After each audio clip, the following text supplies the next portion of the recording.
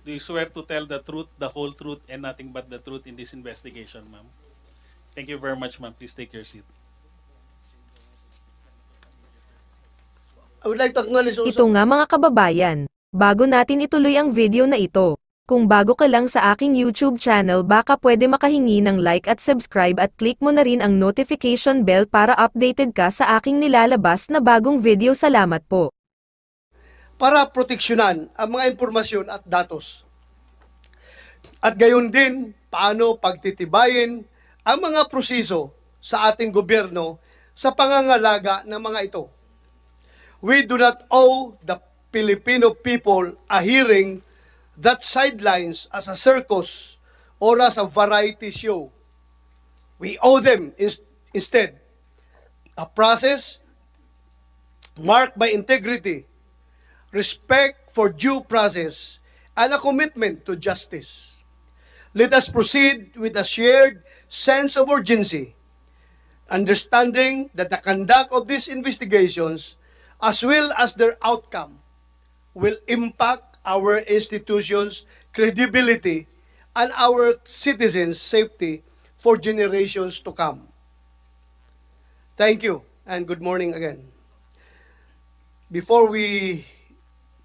So wala pang ibang senator mag-deliver ng opening statement nila. As we proceed with this investigation in aid of legislation, may I request our committee secretary, Mr. Lawrence Asierto, to administer the oath of all resource persons present into this hearing. Yung hindi lang nakapag-oath.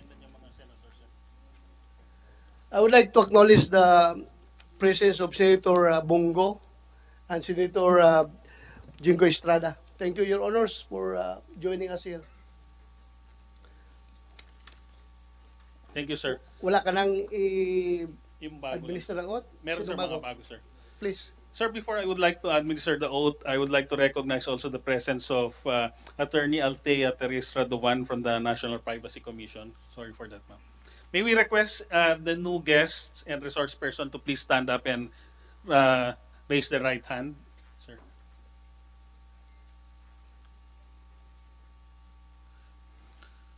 Do you swear to tell the truth, the whole truth, and nothing but the truth in this investigation?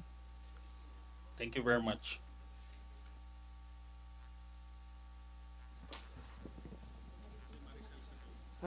Si Kwan, si Maricel, hindi pa yun nakapag... oath. Ano, sir, kasama ni Senator Padilla lumabas kanina, sir. Pagbalik doon, ipa-oath mo ha. Huwag kalimutan. For the information of the body, we sent out invitations to Ms. Maricel Soriano, and thank you for her presence. And later we will administer the oath on her. We also sent out invitation to Attorney Paquito In Ochoa Jr., the former executive secretary. But he has this letter addressed to the chairman. Dear Senator De La Rosa, the undersigned writes to regretfully inform the Honorable Chair that I will be unable to attend the hearing of the Senate Committee on Public Order and Dangerous Drugs scheduled on Tuesday, May 7 at 10 a.m. due to a scheduling conflict. Unfortunately, it was only this afternoon that I learned about the letter from the Senate Committee on Public Order and Dangerous Drugs. By the time I had read the letter, I had already committed to several meetings set for tomorrow, which I am unable to schedule nor beg off from at this juncture. Thank you for your kind understanding and please accept my apologies for any inconvenience my absence may cause to the Presiding Committee. Maraming salamat po. Respectfully yours, signed, Atty. Paquito Ochoa. So, Comsec, take note. Right after this hearing, pag na-determine natin kung mayroon pa tayong succeeding hearing, subpoena or invitation? Still invitation? Invitation pa rin? Not yet subpoena? Ha? So, invitation pa rin.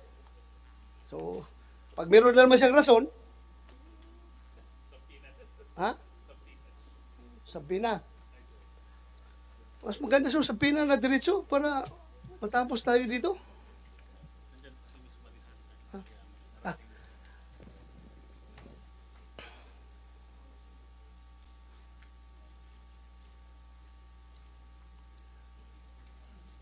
Kumsek, you administer the oath. May we request Ma'am Maricel, relax lang ha. Relax lang.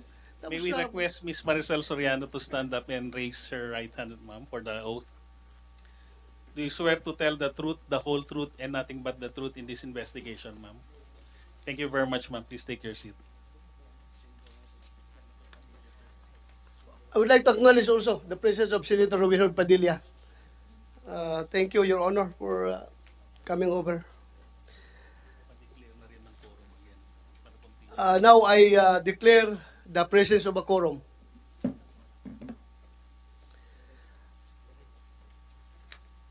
Also, we have sent invitation to former Director of PDEA, Police Lieutenant General Arturo G. Cacdac Jr., retired. And he has this answer. This is in dear Senator De La Rosa. This is in reference to your letter dated May 2024. May I respectfully request that I be excused from attending the said public hearing because I was admitted at Capitol Medical Center, Quezon City, for an MRI of my cervical spine and therapy due to the neck. So, meron siyang medical reasons. How about General Serapio, Kumsek?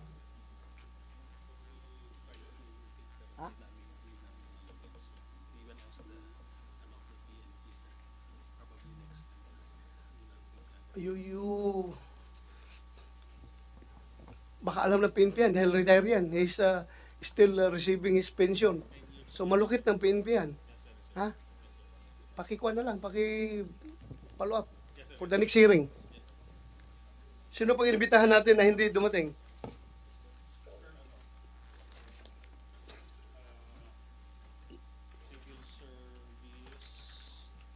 Civil Service. Yes, sir.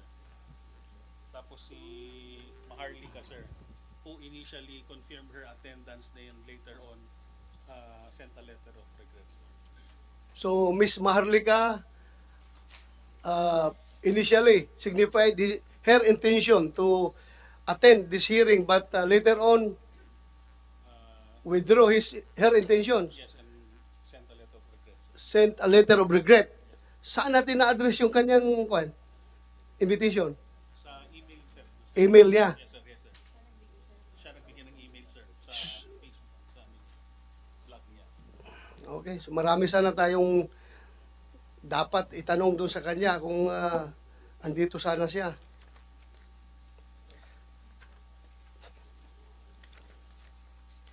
With the indulgence of my colleagues here, I just would like to continue where we left off during the last hearing para tuloy-tuloy yung train of thought ng aking questioning. I would like to continue on with the former PDEA agent Jonathan Morales. Thank you. Okay ka lang ba? Yes, Your Honor. Thank you. Okay po. On April 29, 2024, this committee received an email from the anti-drugs advocate laban ng pamilyang Pilipino with the subject matter position paper of Jonathan Morales. It has an attached document entitled position paper dated April 30, 2024 with your name and position as chairman of the anti-drugs advocate laban ng pamilyang Pilipino. In the letter's signature line, but without an actual signature. May we know if you were the one who sent the email and submitted the said position paper to this committee? Yes, Your Honor. Ako po. Pwede malaman bakit walang signature doon sa pangalan mo? Hindi po ako marunong maglagay ng signature doon sa email, Your Easy. Honor. Kaya po pinadala ko po dito ng yung hard copy. Hard copy. Opo. So, should you know how to make the e-signature, you could have signed that. Hindi ko po alam. Kaya nga, Opo. kung alam mo lang sana, Ako alam ko po. pipirmahan mo? Oo, pipirmahan ko po. Anyway, you are not denying those statements. Apo, kinukumpirma ko po. Okay, thank you. Ay, yung anti-drug advocate laban ng pamilyang Pilipino, is this a new organization? 2014 pa po yan na itatag, Your Honor. Bali, na-registered po yan sa SEC. So, kwento, is easy registered? Yes, Your Honor. And you are the chairman? Yes, Your Honor.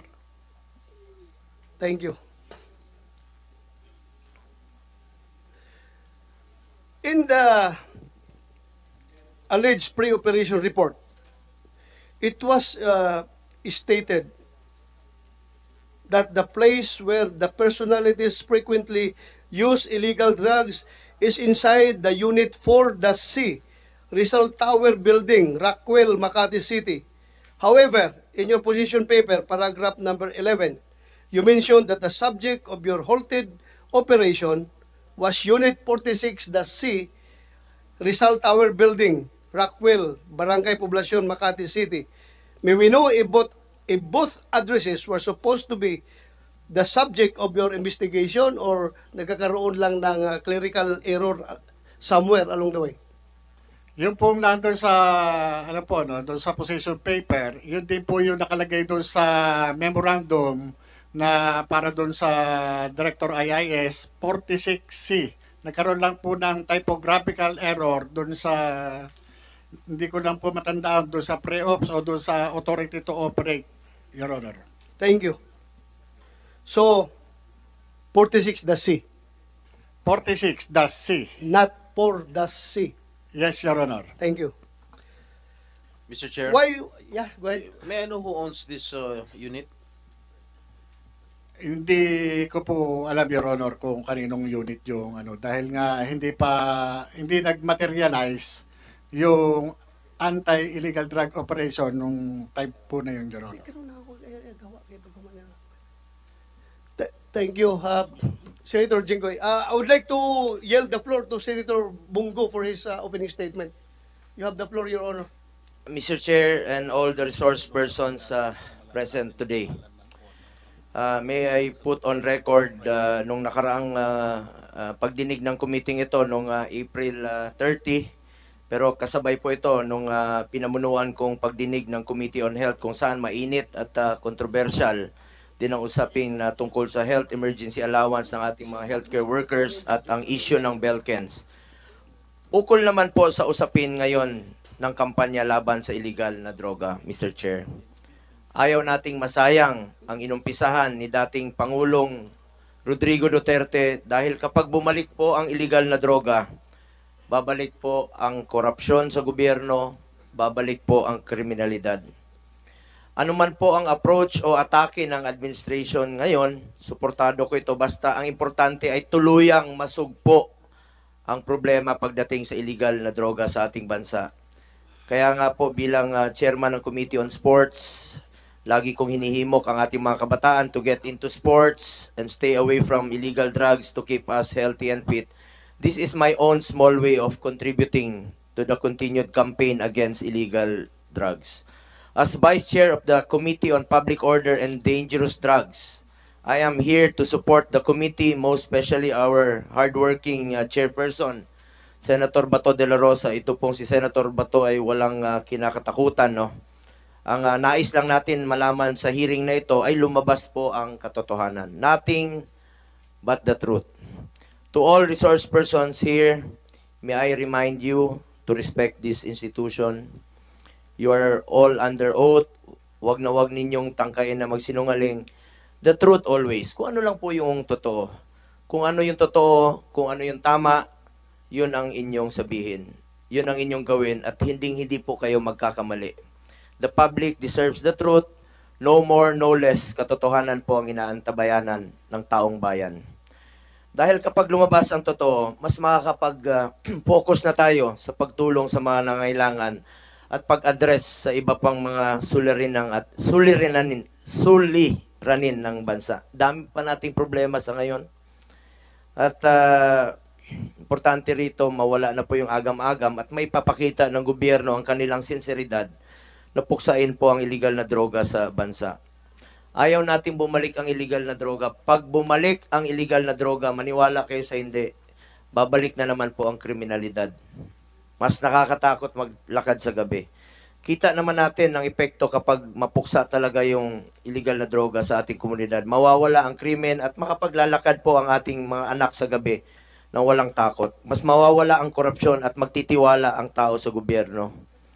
Let's buckle down to work dahil marami pong mga kababayan natin nangangailangan ng tulong. Maraming salamat, Mr. Chair. Thank you, Senator Bongo, Your Honor. I would like to yield the floor to Senator Robin Hood Padilla. Actually, siya yung pinakauna dito, pero pasensya ka na. Nauna ko Senator Bongo, pero ikaw ang pinakauna dito. Go ahead, you have the floor, Senator Robin Hood Padilla. Maraming salamat po, Idol Senator Ronald Bato de la Rosa. A'udhu billahi minasyaitanir rajim. Bismillahirrahmanirrahim. Alhamdulillahi rabbil alamin. Bismillahi wassalatu wassalamu ala rasulillahi. Assalamualaikum warahmatullah. Pagbati po ng kapayapaan sa inyong lahat, lalong-lalo na po sa aming General Bongo at General Bato de la Rosa, ng aking mga kasama sa PDP, at siyempre po ang aking idolo, ang anak ng masa, Senator Jingo Estrada, sa inyo pong lahat, sa amin pong ginagalang at minamahal na leading lady, Maricel Soriano. Mabuhay po. Ako po ay, sa totoo lang, Senator Bato, ako po ay galing sa ospital. Hindi nga po ako nakapasok kahapon sapagkat ako po ay nagkaroon ng aksidente sa loob ng aking loob ng tahanan, hindi ho motel, tahanan. Kasama ko po ang asawa ko. Hindi ko alam, bigla akong bumagsak at ako po ay nadala sa ospital ng walang malay. Ang sabi po ng mga doktor, dapat ako ay nakahimlay ngayon. Pero hindi po ako pumayag na hindi pumunta dito sapagkat napakahalaga po na masabi ko po itong sa inyong lahat. Una, hinihingi ko po ang tenga at damdamin ng bawat Pilipino sa oras na to. Alam niyo po, hindi po madali ang maging artista. Ito pong trabaho namin, mahal po namin ang trabaho namin. Ito pong trabahong to ay ginagalang namin. Kapag sinasabi ng ibang tao, racket, racket kayo, masakit po sa amin yun. Dahil kahit kailan hindi racket ang tingin namin sa trabaho namin. Ang hinihiling po namin sana, galangin din po ng lahat ang trabaho namin kung paano nyo ginagalang ang trabaho ninyo. Hindi po porket artista, gusto namin ng publisidad. Kaya masama, kaya mabuti, nakaka-apekto po sa amin yan. Dahil ang kalakal po namin ay may kinalaman sa imahe namin. Nakalulungkot pong isipin na lagi kaming nadadamay sa usapin ng politika. Katulad po ng ganap na ito, naaawa po ako sa mga artista. Kasi ako, banatan ako kaliwat kanan ngayon, okay lang eh. Pumasok ako sa politika eh. Hindi ka pwedeng balat sibuyas dito.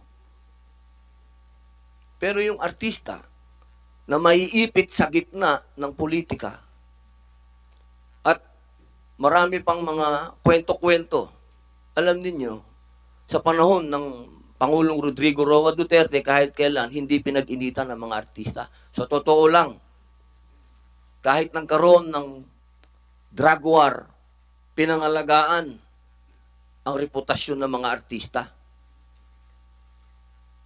Sana, sa pagkakataong ngayon, isipin din ng lahat na trabaho ang pag-aartista, hindi ito racket, imahe. Nabubuhay kami sa magandang imahe. Ang trabaho pumapasok sa amin dahil sa magandang imahe. Ang pakiusap namin, huwag sanang magkaroon ng kulay politika. Huwag naman. I-save naman ninyo yung mga artista. Hindi naman yan laruan. Kapag kami namatay na artista, binibidyo pa ng pulis. Pambihira. As ilalabas sa internet, ilalabas sa social media, ano ba yun? Tao din yun. Tao din kami.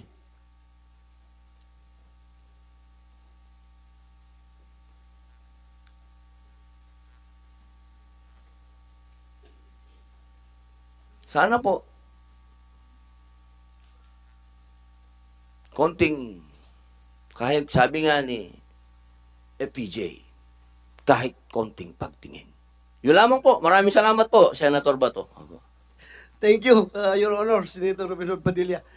By the way, I have no intention to aggravate your medical condition by inviting you here. I received an information that you would like to attend via online. So, it was okay for me if you went online. Pero, Okay lang po, Senator Bato. Na-miss din kita eh. thank you. Maraming salamat. Yan ang kaibigan. Walang iwanan. Ha? Kahit na hirap yung medical condition mo. Thank you. Thank you very much.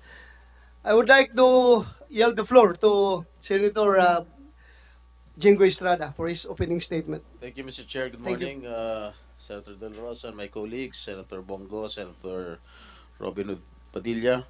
We thank the good chairperson for hearing this controversial issue concerning the alleged leakage of PIDEA of confidential information that happened in 2012. Malinaw po ang intensyon ng ating pagdinig, ang ilabas ang buong katotohanan. At malinaw din po ang nakasaad sa mga umiiral na batas. Ang pagsisiwalat at di tamang paggamit ng isang confidential na impormasyon ay illegal at may karampatang parusa. Mr. Chair, may I invite you to Section 7, letter C of Republic Act 6713, otherwise known as the Code of Conduct and Ethical Standards for Public Official and Employees, states that disclosure and or misuse of confidential information. Public officials and employees shall not use or divulge confidential or classified information officially known to them by reason of their office and not made available to the public, either to further their private interests or give undue advantage to anyone. Number 2, to prejudice the public interest. Napakalinaw po. Ngunit bago natin i-apply ang batas, kinakailangan muna natin ma-establish na meron na confidential na dokumento, impormasyon. At kung meron, official na dokumento ba ito ng PIDEA o fabricated lang? And the next important question that needs to be answered is, who committed the disclosure of the documents, whether they are fabricated or not? And I hope that we will be able to know what really transpired and to determine if illegal acts were committed and make responsible individuals accountable. Yun lamang po, Mr. Chair. Thank you, Your Honor, Senator Jingo Estrada. We requested, or sa Rockwell? Yes, sir. Request or Sabina? No, sir, requested. We requested from Rockwell Residential Towers Condominium Corporation